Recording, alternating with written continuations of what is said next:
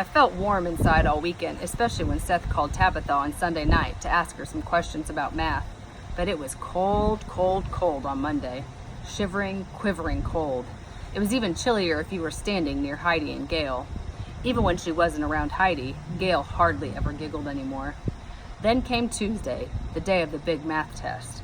It was probably the quietest day of the year, as my classmates were very serious about this test. Kurt groaned a few times during the test.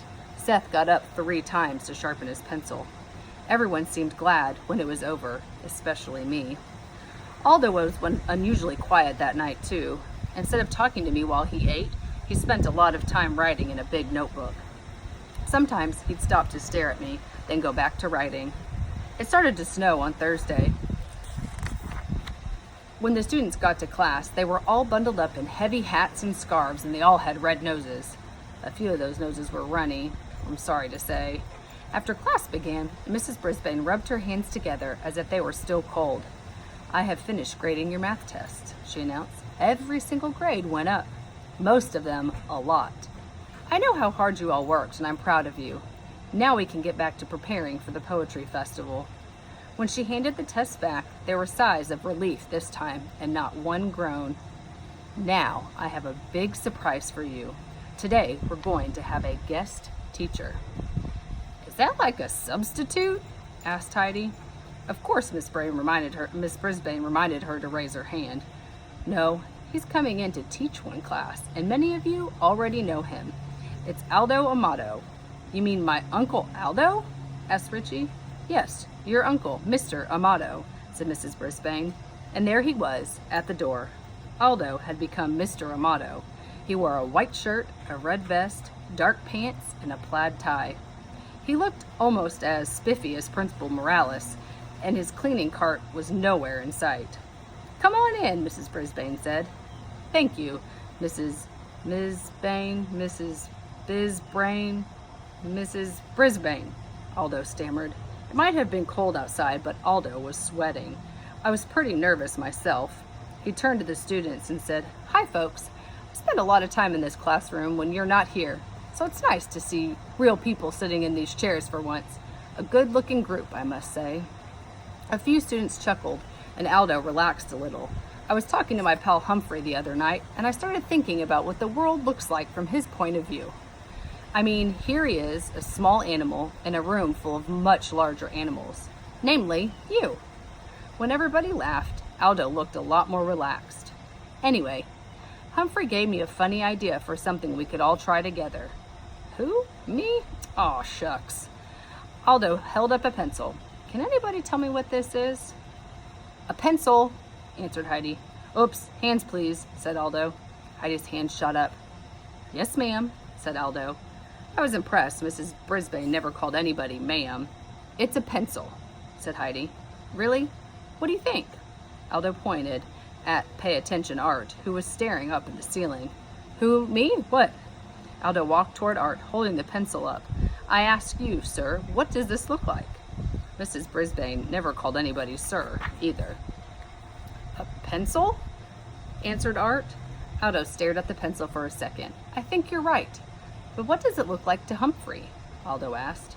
To tell you the truth, I thought it looked like a pencil, but that clearly wasn't the answer Aldo wanted. He approached my cage and held the pencil up right in front of me, very close. "What do you think Humphrey sees?" The class was quiet for a few seconds before hands began going up. Even Heidi remembered to raise her hand. Aldo picked Kirk this time. "He probably sees a big strip of yellow," he said. "I think you're right. What do you think?" Aldo pointed to Cy. "Maybe something grainy, like a yellow tree trunk," she answered. "Yeah, if you look closely, you can see the texture." Aldo turned to me. "Right, Humph?" "Whatever you say, Aldo," I squeaked. That set Gail giggling until she caught Heidi's eye. Heidi made a face at her and Gail turned serious. So today we're going to look at the world from a Humphrey's eye point of view. Ready to start? My classmates all smiled and nodded. Aldo opened a briefcase. I'd never seen that before, and took out an envelope full of tiny squares that were open in the middle, like picture frames. These little squares will help us look at things more closely. Aldo must have spent a lot of time cutting out those 1-inch squares. He handed one to each student. Next, he took out all kinds of things from his briefcase and spread them on Mrs. Brisbane's desk. Colored leaves, pieces of lettuce, tomato and broccoli, lemon peel, onion skin, heavy paper, a purple feather, pieces of bread, many interesting and yumming things. I want you to draw what you see with your colored pencils or crayons and answer a few questions, said Aldo. Okay, you can start exploring now.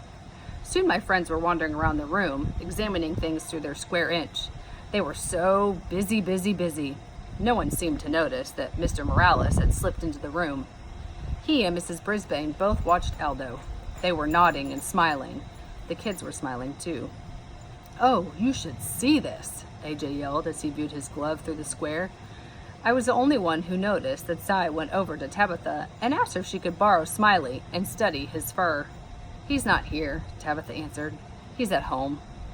You could have knocked me over with a purple feather.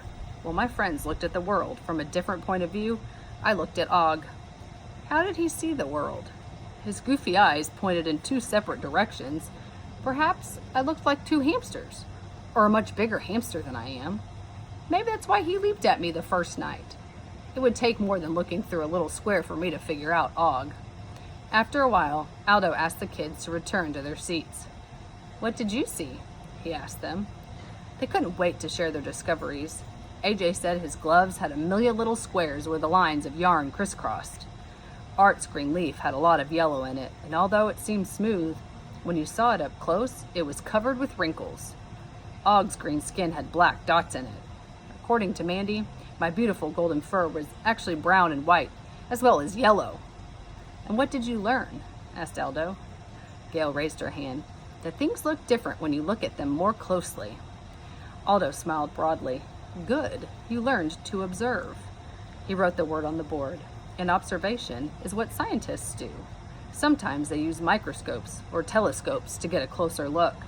The more you observe, the more you learn. Today you took a first step toward being a scientist. Wow, I never knew I was in a classroom full of scientists. The recess bell rang. As they hurried to get their coats, my classmates thanked Aldo one more time. Finally, no one was left except Aldo, Mrs. Brisbane, and Principal Morales. Excellent job, said Mrs. Brisbane. I wish you'd come back and get them excited over math. Now, are you going to send in that application? Asked the principal. Aldo nodded. I'm going to do it. I'd like to add something to that application. A letter of recommendation, said Mrs. Brisbane. I thought Aldo would faint. Would you? I'd be proud to write one too, said Principal Morales. I can't thank you enough, said Aldo. Do me one favor, added the principal. When you graduate and are ready to start teaching, you come to Longfellow School first. Aldo shook his hand. I wouldn't go anywhere else, he said. Phew, that was a relief. I was sad when Miss Mack left for Brazil. I'd be even sadder if Aldo left too. Tell me your friends and I'll tell you who you are. Assyrian proverb.